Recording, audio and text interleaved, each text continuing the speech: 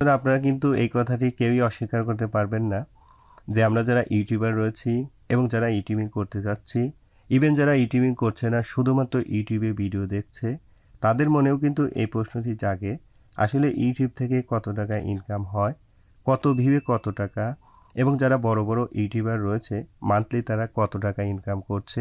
এই প্রশ্নটি কিন্তু আমাদের সকলের মনেই, বিশেষ করে যারা নতুন ইউটিউবার রয়েছে তাদের মনে এই প্রশ্নটি আরও বেশি। সো বন্ধুরা, আজকে এই ভিডিওতে আপনাদের এই সমস্ত প্রশ্নের সমাধান পেয়ে যাবেন ইনশাআল্লাহ। কারণ এই ভিডিওতে আমি আপনাদেরকে দেখাবো যে একজন ইউটিউবার আসলে কত টাকা ইনকাম করে এবং কত ভিউয়ে কত টাকা সে পায়, এবং একজন ইউটিউবারের কাছ থেকে ইউটিউব কত টাকা কেটে নিচ্ছে এবং ইউটিউবারকে কত টাকা দিচ্ছে। এই সমস্ত বিষয় আজকের ভিডিওতে আমি আপনাদের সাথে আলোচনা করব, এবং আমার একটি ভিডিও থেকে আপনাদেরকে লাইভ দেখিয়ে দেব যে আমার ভিডিও থেকে আমি কত টাকা ইনকাম করতে পারছি এবং মান্থলি আমার সেখান থেকে কত টাকা ইনকাম হচ্ছে, এবং 1000 ভিউতে আমি কত টাকা সেই ভিডিও থেকে পাচ্ছি। এই সমস্ত বিষয়টি আমি আপনাদেরকে দেখিয়ে দেব। সো বন্ধুরা, তাহলে চলুন শুরু করছি মূল ভিডিও।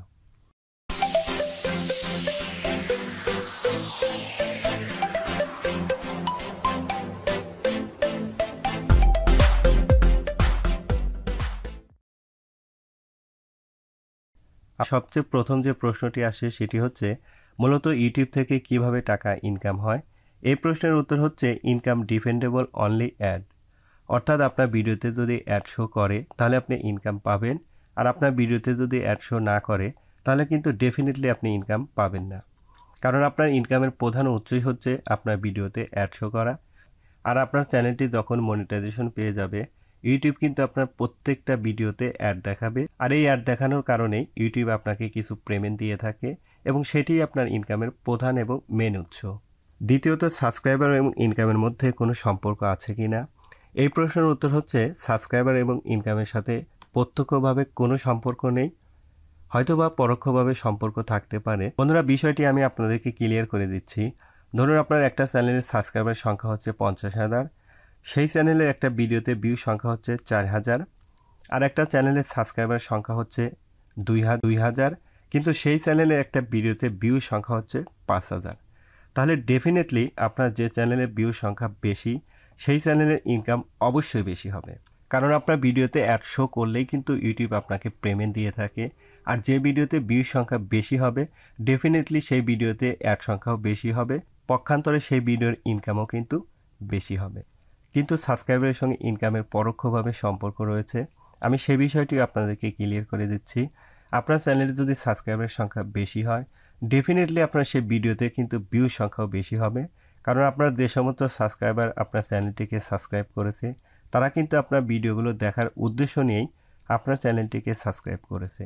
অতএব আপনার চ্যানেলের সাবস্ক্রাইবার সংখ্যা বেশি হলে তাহলে আপনার ভিডিওতে ভিউ সংখ্যাও বেশি হবে, পক্ষান্তরে আপনার সেই চ্যানেলের ইনকামও কিন্তু বেশি হবে। তাই প্রত্যক্ষভাবে সম্পর্ক না থাকলেও পরোক্ষভাবে অবশ্যই সাবস্ক্রাইবারের সম্পর্ক রয়েছে। আশা করি বিষয়টি ক্লিয়ার।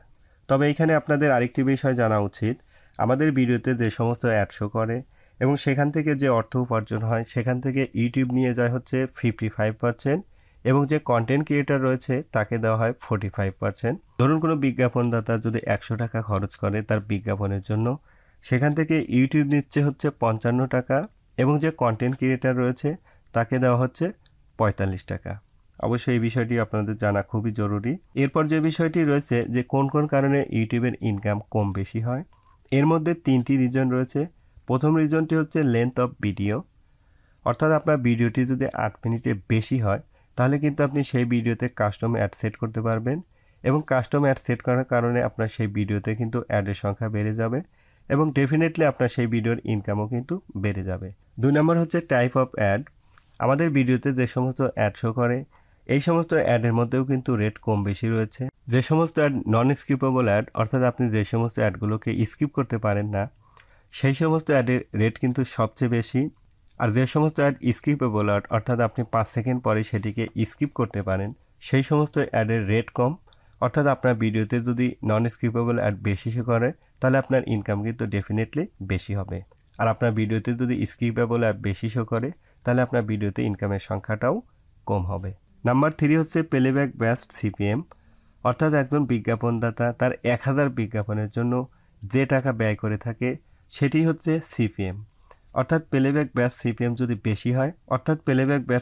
যদি বেশি হয় তাহলে আপনার ইনকামও কিন্তু বেশি হবে। বন্ধুরা, এখন আমি আপনাদেরকে আমার একটি লাইভ ভিডিও দেখাবো। সেই ভিডিও থেকে আমি কত টাকা ইনকাম করছি এবং প্রতি 1000 ভিউতে আমি কত টাকা পাচ্ছি সেই বিষয়টি আপনাদেরকে দেখাবো। এর জন্য আমরা চলে যাচ্ছি কম্পিউটার স্ক্রিনে। এখানে আমি আমার একটি ভিডিও ওপেন করছি। বন্ধুরা, আপনারা কিন্তু দেখতে পাচ্ছেন আমার এই ভিডিওতে কিন্তু ভিউ সংখ্যা হচ্ছে 4.1K, অর্থাৎ 4100, এবং আমি এইখান থেকে ইনকাম করেছি কিন্তু $2.01, অর্থাৎ $2 একটু বেশি। এখন আমি যদি আমার এই মোট ইনকামকে 4.1 দিয়ে ভাগ করি তাহলে কিন্তু আমার প্রতি 1000 যে ইনকাম সেটি আমি পেয়ে যাব। এর জন্য আমি যদি সরাসরি রেভিনিউতে ক্লিক করি সেটি কিন্তু আমি দেখতে পারবো। আমি যদি এই ডাইরেক্ট রেভিনিউতে ক্লিক করি তাহলে এখানে কিন্তু দেখতে পাচ্ছেন এখানে শো করছে হচ্ছে 0.55 পয়সা, অর্থাৎ আমার প্রতি 1000 ভিউজের জন্য কিন্তু আমি এখানে 55 পয়সা পেয়েছি, অর্থাৎ এটি কিন্তু আমেরিকান 55 পয়সা।